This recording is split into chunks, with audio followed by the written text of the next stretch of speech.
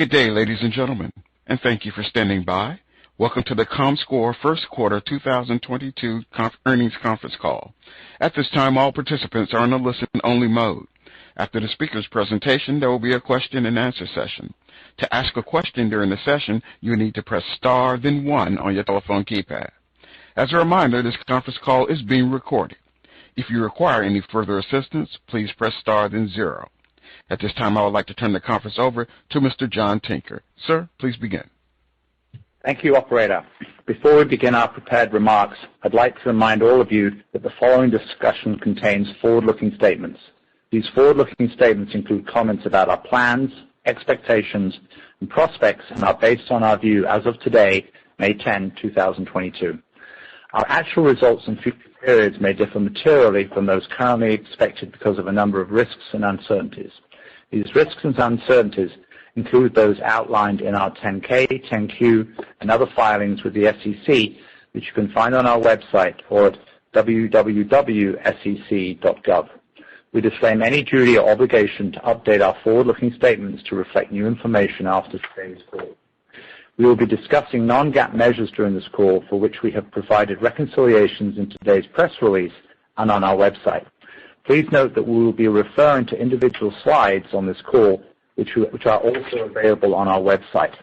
I'll now turn the call over to Comscore's Chief Executive Officer, Bill Lubick. Bill. Thank you, John, and thank you all for joining us today. I'm very proud that we delivered another solid quarter of results in our first quarter. As a reminder, this is our first quarter that we're operating under our new solutions group.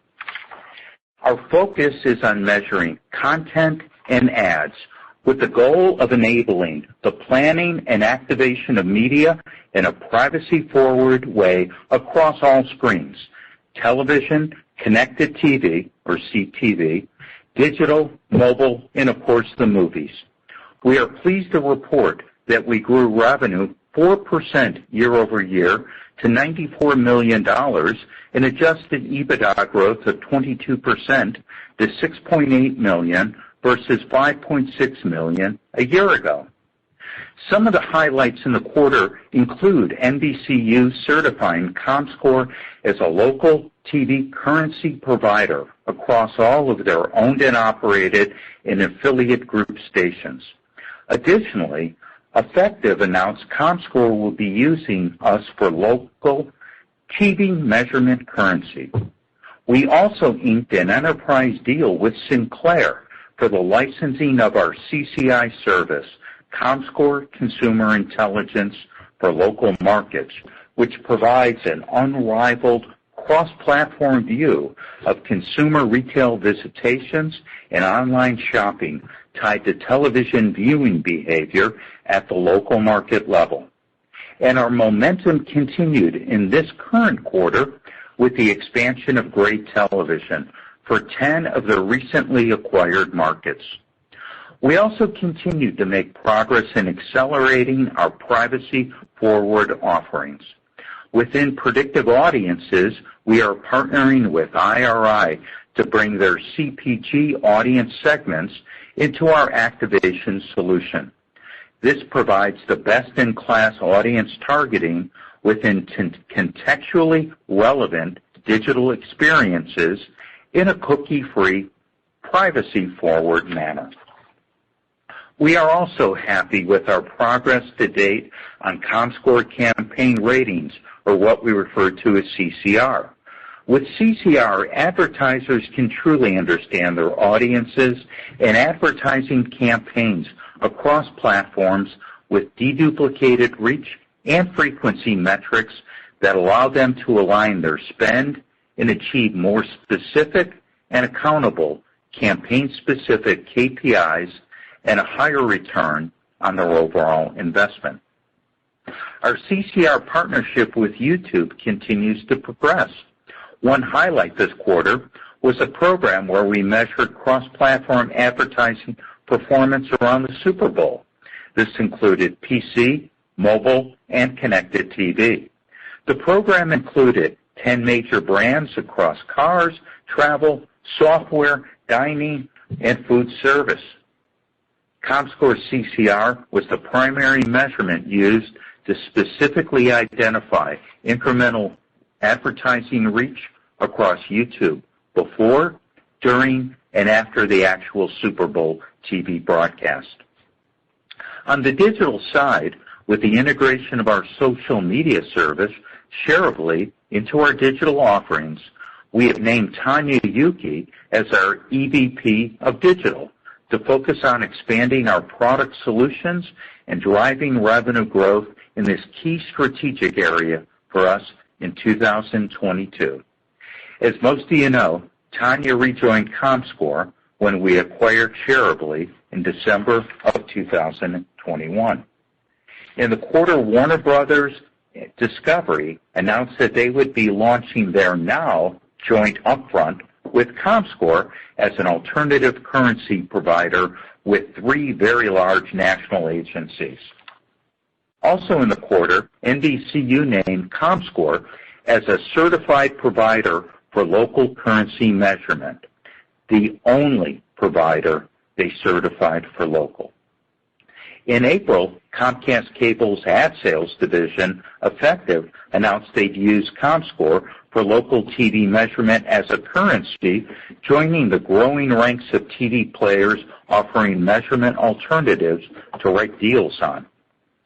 In connection with our charter arrangement, Spectrum Reach has rolled out Comscore as their preferred television currency in all 89 markets, including New York and Los Angeles.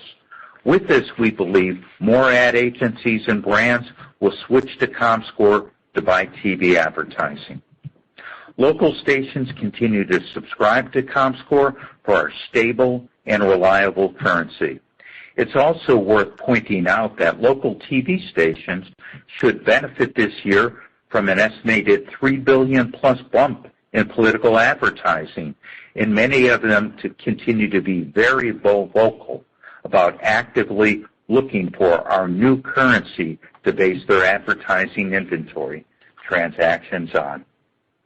Also in the quarter, we expanded our relationship with Vizio TV, this with a multi-year agreement to continue our access to their unique CTV viewing at the glass level. Within digital, our partnership with IRI brings their CPG segments into our activation offering. We believe this is a big win for both of our businesses. It provides IRI with a privacy-forward way to activate key segments in a cookie-free manner, and it provides Comscore with a key segment of CPG audiences that can be transacted on across the programmatic ecosystem at scale. Our ability to deliver a holistic view of both content and ad consumption throughout the home is a critical differentiator of what Comscore delivers for our clients every day.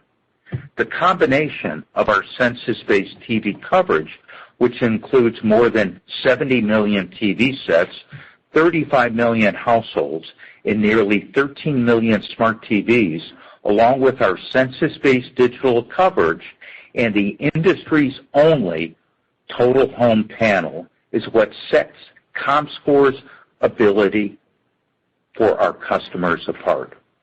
Regarding our CTV capability specifically, there are 2 ways in which you can get connected TV information at scale. One is directly from publishers via tagging, or server-to-server integrations, or through ACR technologies from smart TVs. We do all of them. Unlike others who trot their CTV capability, Comscore measures both ad and content consumption. And because we have a combination of set-top box, panel, and CTV, we are able to deliver an unduplicated view of consumption. This isn't a new offering for Comscore. We introduced our over-the-top measurement capabilities in 2015, and we have been collecting and reporting on a holistic view of media behavior for years. continuing with our history of innovation and giving Comscore a leadership role to deliver on a holistic product suite across content and ads. This is Comscore's competitive advantage: complete coverage in content and ads, and a very large installed base of both buyers and sellers of media that use our services every day to run their businesses. Despite all of the press in the marketplace trouncing new currency offerings, the reality is there's only two companies that deliver the full suite of capabilities across the media landscape, period. And Comscore is one of them. Our census-based TV and digital scale, coupled with our total home panel, means that Comscore can deliver what no one else can: the ability to get a cross-platform view of digital, CTV, and linear consumption, where our clients can precisely reach their desired audiences in contextually relevant experiences. This can be done in a privacy-forward way through our activation products, which allows our clients to optimize their spend, their ad delivery, and the measurement outcomes because of our ability to deliver deduplicated audience reach.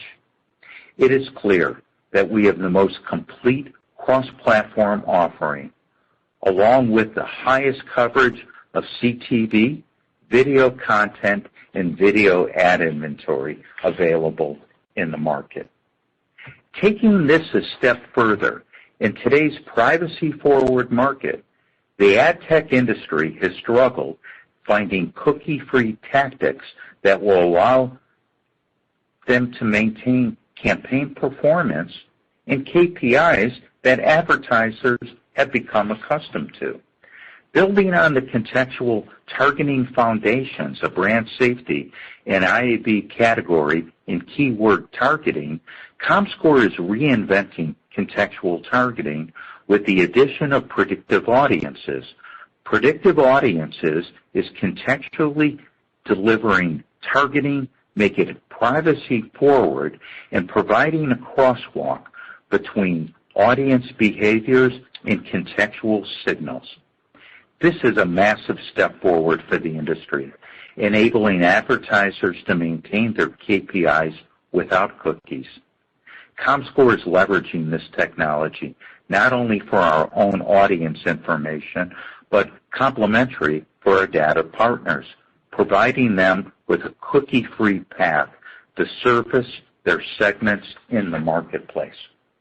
Before turning it over to John, I want to reiterate that we are laser-focused on executing against our key priorities aimed at delivering profitable growth.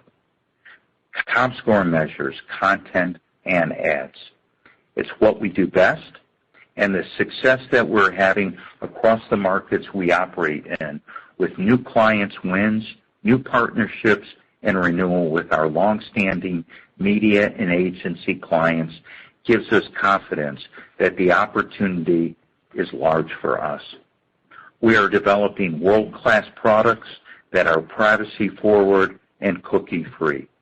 We will be ready when the market shifts with our product offerings in the space. Returning to growth in digital is a key priority for us, and it's critical to our growth story going forward. Our product and our commercial focus here, aligned on new solutions group, is just the beginning. Our currency efforts and momentum we're seeing in the market under Carol Hinnan's leadership have led us to the NBC announcement on local and our double-digit growth to start the year in our cross-platform solutions group. Finally, as I transition from CEO, I am confident in our team's leadership efforts and them continuing to deliver against these priorities as we move throughout the year. And I could not be more excited about the opportunity that's in front of us. With that, I'd like to turn it over to John. John? Thanks, Bill, and it's good to be with everyone this evening. As Bill mentioned, we turned in a solid print for the quarter.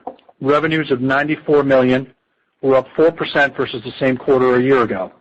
Adjusted EBITDA of $6.8 million was up 22% versus a year ago. Diving into the solution groups a bit further, cross-platform solutions grew by 10%, from $37.3 million in the first quarter last year to $40.8 million this year. Growth here was driven in large part by double-digit growth in our TV measurement efforts. Within that group, we also accelerated growth in our movies business, which grew by 20% year over year, from $6.8 million in the first quarter last year to $8.2 million this year, as the business continued to see strong recovery following the pandemic. Digital ad solution revenues of $53.1 million are essentially flat versus the same quarter a year ago, which included a one-time upfront revenue item.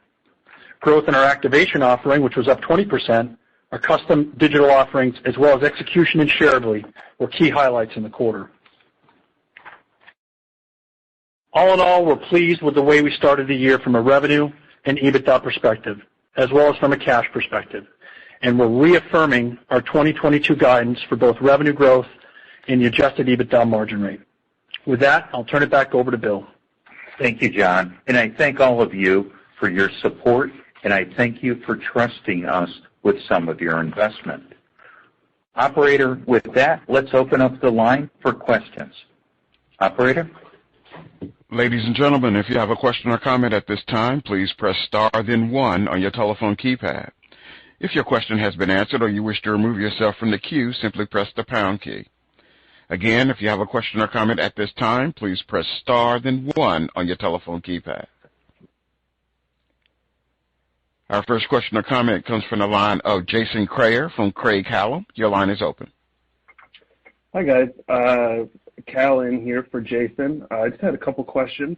So starting off, as you head here into upfronts, what are your thoughts on Comscore's ability to be more visible in transactions this year? Well, that's a great question. The upfronts, there's been a lot more press releases, I think, than often activity. I think coming through the upfront, you're going to see Comscore coming out of it playing a far more important role in the transacting of advertising. We're pretty excited what we're hearing from our clients on that. I don't know if there's anything else I can add to help that or I answer that question. Oh, no, perfect. And then just my second question here. So given the back-end weighting of the year, what's your confidence in that ramp-up here in 2022? John? Yeah, I think, like I said in my comments, we feel good about the way the year has started, delivering against what we said we would, which puts us in good position to continue executing as we go throughout the year. So I'd say we've got some real encouraging momentum here as we head into the last 3 quarters of 2022.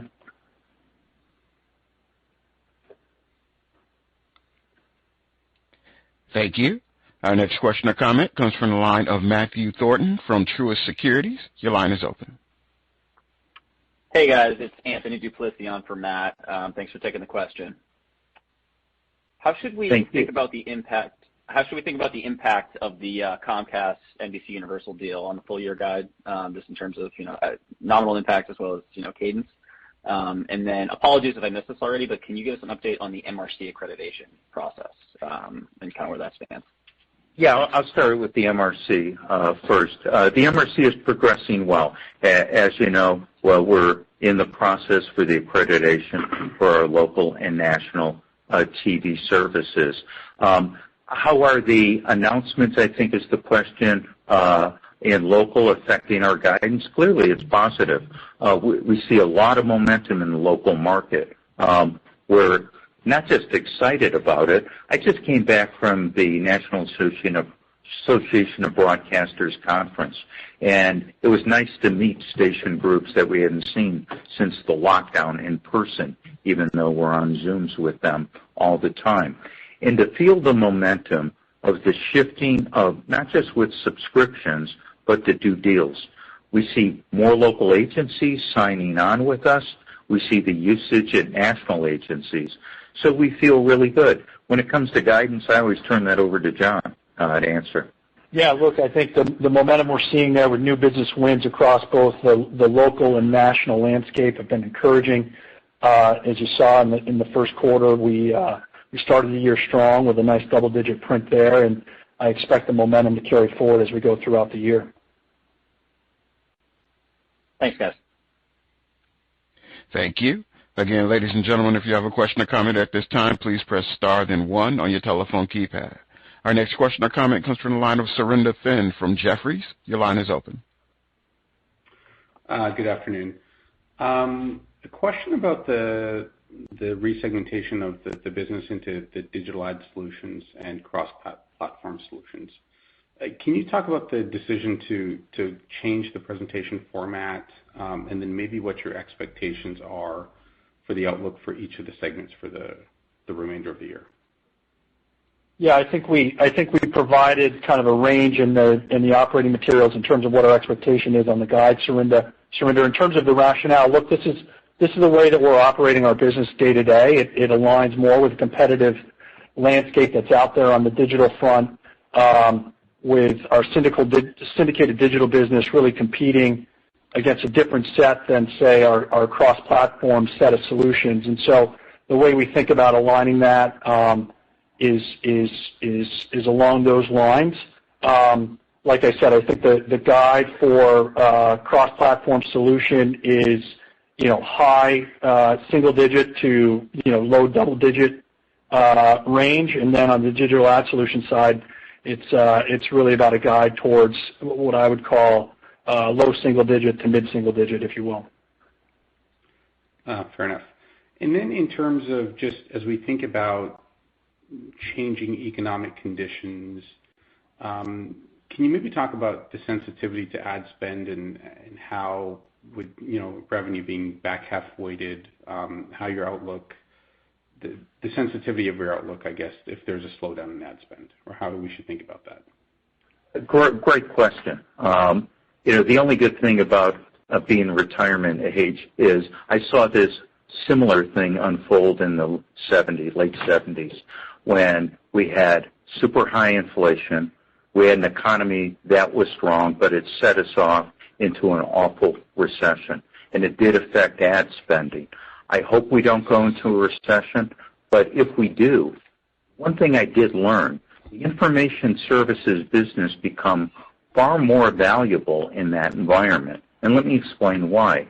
The sellers of media, who pay us a great deal of money, they need us actually more because they're fighting for every dollar, not just the incremental dollar, every dollar to transact on. And I believe, where the status of Comscore is a must-have in this current environment, going in that environment, I think we're double down on a must-have for clients who don't currently subscribe. So an ad recession is awful, make no mistake about it, for our customers. But it's something that I think we're well positioned to thrive in that environment. The buyers of media have a very similar dynamic, where they have more pressure on accountability.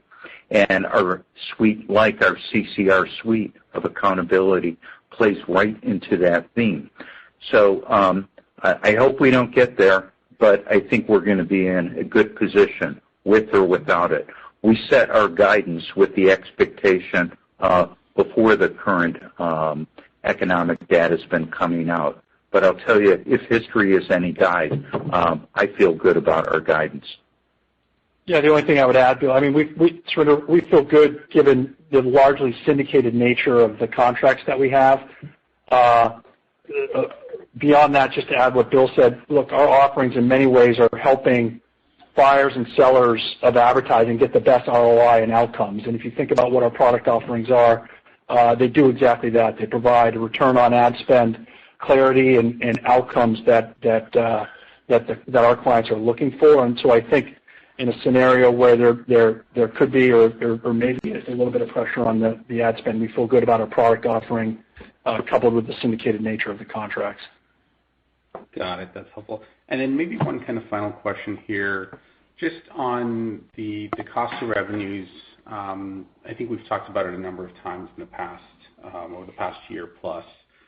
Obviously, it starts off high in the year. Can you talk about how the trajectory of how we should think about that line item should go over the course of the year, and how much is kind of embedded in it's just seasonally higher this quarter? Yeah, I think, look, if you're talking about the cost of goods line, that was essentially in line with our expectation. I don't expect a lot of variability here as we move throughout the year, Surinder. So I think we feel good about, where we're at, again, in line with what we had expected for the first quarter. Okay. That's it for me, guys. Thank you. Thank you. Thank you. I'm sure no additional questions in the queue at this time. I'd like to turn the conference back over to management for any closing remarks. Thank you very much, operator. We appreciate it. And thank you all for joining us today. We look forward to our next earnings call. And like always, I want to thank you for your investment in Comscore. And have a great evening. Take care. Ladies and gentlemen, thank you for participating in today's conference. This concludes the program. You may now disconnect. Everyone,